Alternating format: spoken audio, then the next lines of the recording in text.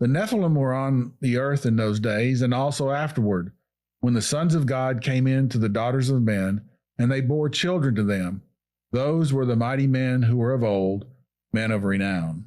With this passage, Genesis 6:1 talks about the sons of God marrying the daughters of men. And then it talks in verse 4 about the Nephilim. This has raised some questions with Bible teachers and Bible scholars over the years about who is it talking about when it mentions the sons of God, and who were these Nephilim?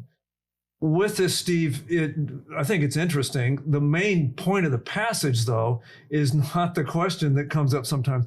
The main point of the passage is this progression that's been happening since chapter 3 of increasing amounts of sin and increasing amounts of problems that are created. So the real problem here is that this is a continuation of the decaying effects of sin, to where now people are just doing kind of whatever they want, and some things are getting increased and some things are kind of getting out of control here. That's really the flavor that it's communicating, don't you think? The thing to take away from this is whatever view that somebody might have who these sons of gods are and what they mean by these first few verses, is that these verses are a pretext to what happens and leads into the flood. And so that's the takeaway, no matter what view that there is of who they are and what it means there.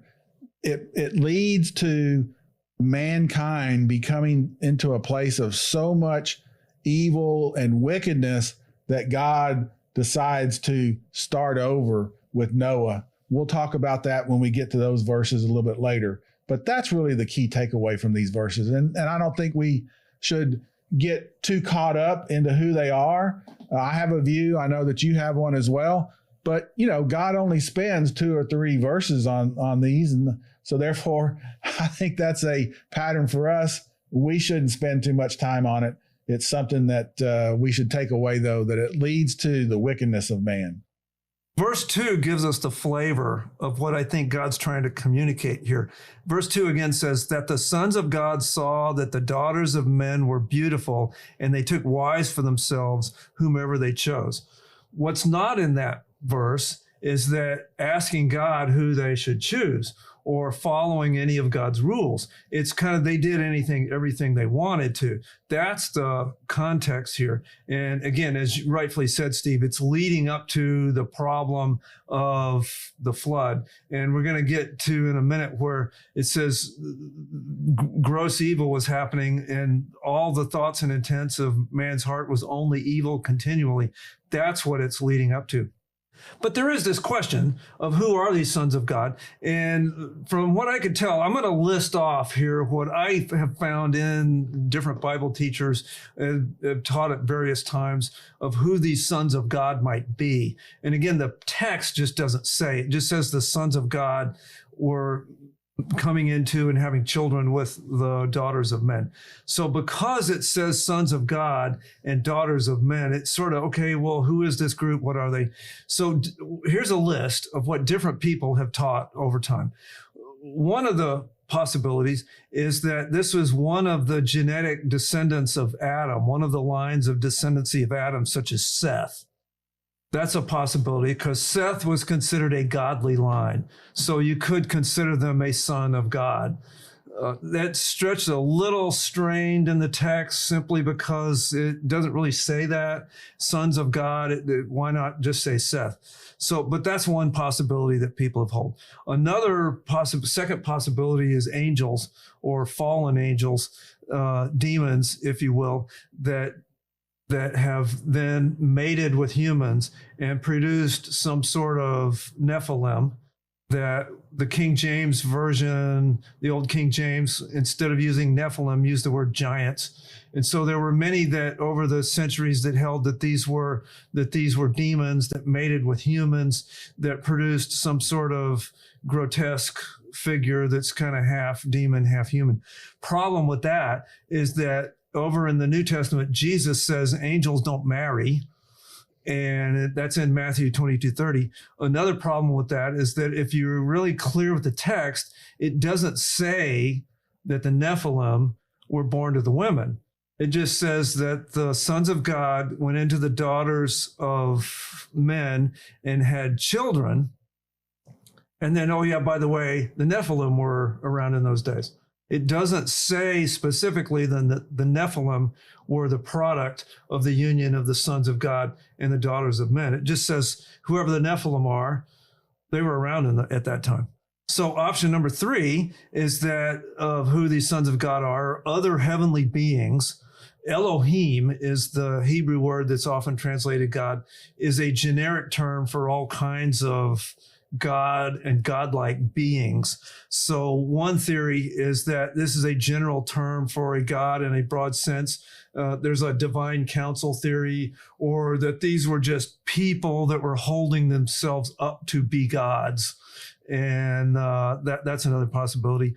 A fourth possibility that I've heard people say is this is just an unnamed group of people that viewed themselves as powerful sons of God. And lastly, another one I've heard is these are demon-possessed people, not directly demons that were mating with the women, but demon-possessed people that were mating with the women. So there's been all kinds of different views.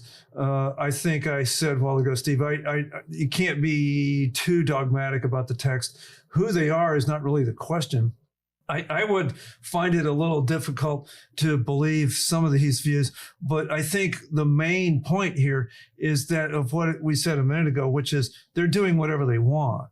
Whoever they are, the point of the passage is that they're not following God's counsel. They're not following God's advice. So comments? Yeah, I do have a view. I take the view that they are fallen angels. Couple of reasons why is because sons of God we see mentioned in the Old Testament are always referring to beings that are created directly by God. They're not men in and of themselves.